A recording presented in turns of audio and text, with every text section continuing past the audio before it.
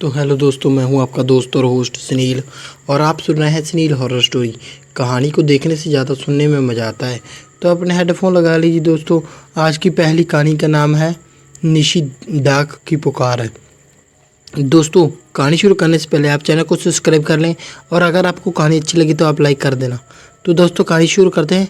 निशी डाक की पुकार या निशी का तीसरा बुलावा। कहानी में रवि एक रहस्यमयी रात का सामना करता है जब उसे किसी करीबी की आवाज़ सुनाई देती है।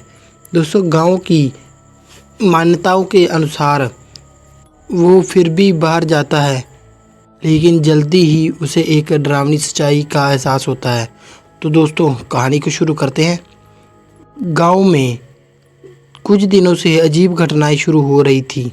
रात को लोगों को अपने घरों के बाहर अपने परिजनों मतलब कि अपने रिश्तेदारों की आवाज़ें सुनाई देती, जैसे कोई उन्हें बुला रहा हो।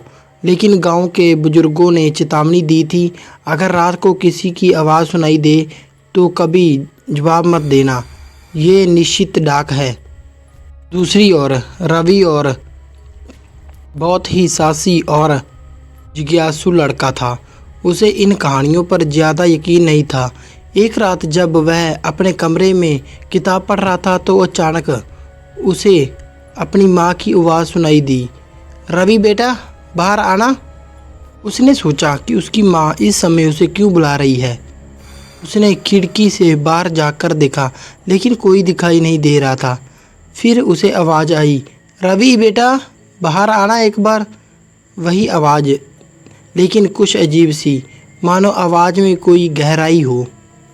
उसे गांव के बुजुर्गों की बात याद आई, निशी डाक सिर्फ 2 बार बुलाती है, तीसरी बार अगर कोई बुलाए तो समझ जाना सुरक्षित हो आप। रवि थोड़ा घबराया, पर उसे ठान लिया कि वह तीसरी बार का इंतज़ार करेगा। उसने खुद को संभाला और चुपचाप बैठ गया और प्रतीक्षा करने लगा। कुछ पल बीता और फिर आवाज़ आई, रवि बाहर आना। ये तीसरी बार थी। उसका दिल तेज़ी से धड़कने लगा, क्योंकि तीसरी आवाज़ का मतलब था कि ये निशी नहीं है। उसने दरवाज़ा खोला और बाहर कदम रखा। बाहर घना अंधेरा था। अचानक उसकी माँ सामने खड़ी दिखी। उसने मुस्कुराते हुए कहा, रवि बेटा यहाँ आना। रवि की चिंता कम हो गई और वो उसके पास जाने लगा। तभी उसे अपनी माँ के कमरे से किसी चीज़ के गिरने की आवाज़ सुनाई दी। रवि ने झट से पीछे मुड़कर देखा। उसकी माँ तो सो रही थी। उसे तुरंत समझ आ गया कि जो उसके सामने खड़ी है वो उसकी माँ नहीं। इतना सोचकर उसकी सांसें थम गई, पर जैसे पैर भी जम गए। सामने खड़ी उसकी माँ अब अचानक एक अजीब तरीके से मुस्कुराने लगी और डरावने तरीके से उसका चेहरा बदल गया। उसकी आंखें लाल हो गई और चेहरे पर एक भयानक मुस्कान फैल गई। अब बचकर कहाँ जाएगा, एक ठंडी और गूंजती हुई आवाज़ ने कहा। रवि ने डर से कांपते हुए पीछे हटने की कोशिश की, पर वो परछाई उसकी तरफ तेज़ी से बढ़ने लगी। उसी समय एक जोरदार धमाका हुआ पीछे से और रवि ज़मीन पर गिर गया। उसने आँखों के सामने सब कुछ धुंधला हो गया और कुछ टाइम बाद जब उसे होश आया तो देखा कि वह अपने कमरे में था, पसीने से लथपथ। उसका दिल तेज़ी से धड़क रहा था। क्या वो एक सपना था? लेकिन उसके कमरे की खिड़की पर अब भी उसकी कमरे की खिड़की खुली हुई थी और बाहर से वही आवाज़ धीरे धीरे फिर से सुनाई दे रही थी, रवि बेटा बाहर आना। तो दोस्तों, ये थी पहली कहानी।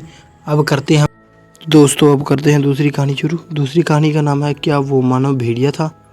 तो दोस्तों, ये कहानी एक ऐसे परिवार के बारे में है जो एक बार पिकनिक जाते हैं, पर उस जगह उनका सामना एक मानव भेड़िया से, जिसे हम वेयरवुल्फ कहते हैं, हो जाता है। तो कहानी को शुरू करते हैं।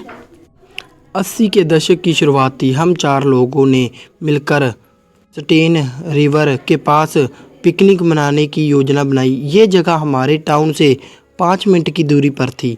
ये जगह ईस्टर्न ओरेगन में थी, पहाड़ियों से भरी हुई जगह। सर्दियों की शुरुआत होने के कारण कम मात्रा में बर्फ़ पड़ रही थी। उस रात को चांद पूरा निकला हुआ था और हम जानते थे कि इसे नदी का दृश्य और भी सुंदर लगेगा। इस ट्रिप में मैं, मेरा पति और मेरी बहन और उसका बॉयफ्रेंड था। हम लोगों ने कुछ बियर और कुछ दारू ड्रिंक की चीज़ें साथ में ले ली ताकि हम पूरी रात मज़े कर सकें।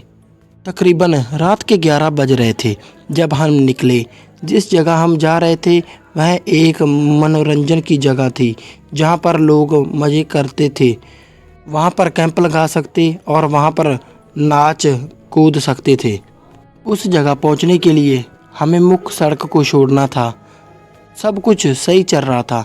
चाँद की रोशनी इतनी थी कि जिससे सड़क और आसपास की चीज़ें साफ दिखाई दे रही थी। हमने एक जगह पर कार को पार्क किया। मेरे पति ने सिगरेट जलाई और मेरी ओर देखी। हम दोनों पति पत्नी आगे वाली सीट पर बैठे थे। मेरी बहन और उसका बॉयफ्रेंड पीछे वाली सीट पर बैठे थे। जैसे ही वह सिगरेट पीने वाली थी तभी मैंने अपनी कार के सामने लगभग 20 मीटर की दूरी पर किसी चीज़ को हिलते हुए देखा। पहली बार देखने पर तो वो मुझे एक हिरन जैसे लगा।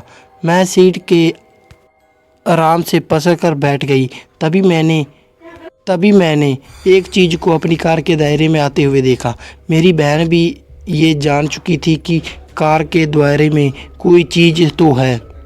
वह बस पूछने ही वाली थी कि क्या हो रहा है। तभी उस चीज़ को सबने गाड़ी के पीछे की जाते हुए देखा। मुझे याद है कि मैंने मुश्किल से ही एक सिगरेट पी थी। मेरी बहन जो सिर्फ 13 साल की थी, वो ना तो रोमांच कर सकती थी और ना ही कोई ड्रिंक कर सकती थी और उसमें हमें इनका साया भी नहीं दिख रहा था और हमें इतना समय भी नहीं हुआ था कि हम कार को जल्दी से भगा सके। हम सब चुपचाप बैठे रहे। हम दोनों ने आपस में बात की, क्या है वो? उन लोगों ने भी पीछे से बोला, क्या? हम लोगों ने कहा कि बाहर कोई तो है। वो पीछे वाले हंसने लगे, उसका बॉयफ्रेंड और मेरी बहन। पर कुछ समय बाद उन्होंने भी कार के बाईं ओर हिलते हुए कुछ देखा। उस समय मेरे रोंगटे खड़े हो गए और मुझे किसी अनहोनी की होने की शुरुआत समझ में आ रही थी। वो चीज़ पहले से भी काफ़ी ज़्यादा पास में आ चुकी थी। इस समय तक मैं चाहती थी कि हम वहाँ से जल्दी निकल चलें। हम सब पूरी तरह से डर चुके थे और हम जानना चाहते थे कि वह चीज़ क्या है। ये जो भी था एक बार फिर हमारी कार के आसपास चक्कर लगाने लगा और जैसे ही हमारे कार के सामने आया, मेरे पति ने कार की हेडलाइट ऑन कर दी। पर जैसे ही हेडलाइट उसके चेहरे पर पड़ी, वहाँ पर एकदम से कोई नहीं था। कुछ ही सेकंड पहले वो वहीं पर था। मेरे पति ने फिर से एक बार कार की हेडलाइट ऑन की तो वो फिर से कार के द्वारे आ चुका था, पहले से भी ज़्यादा पास। हम नहीं जानते थे कि वह क्या था। इस समय तक हम सभी काफ़ी डर चुके थे और मेरी बहन भी, और मेरे साथ में भी हम सभी और पति पत्नी चिल्लाने की कोशिश कर रहे थे कि हम सबको यहाँ से निकालो। वह भी शायद हमारी ही तरह डरा हुआ था। हमने गाड़ी को स्टार्ट किया और आगे जाने के बजाय हम गाड़ी को रिवर्स में ले गए ताकि हम पीछे हो सकें, उस जगह से मोड़ पर पहुंच सकें। हमने गाड़ी बहुत भगाई। हम किसी तरह फिसलते हुए मेन रोड पर पहुंचे। हमने सोचा कि अब सब कुछ ठीक है, पर तभी अपनी ज़िंदगी की सबसे डरावनी चीज़ का अनुभव किया। इसे शायद ही मैंने पहले कभी महसूस किया हो।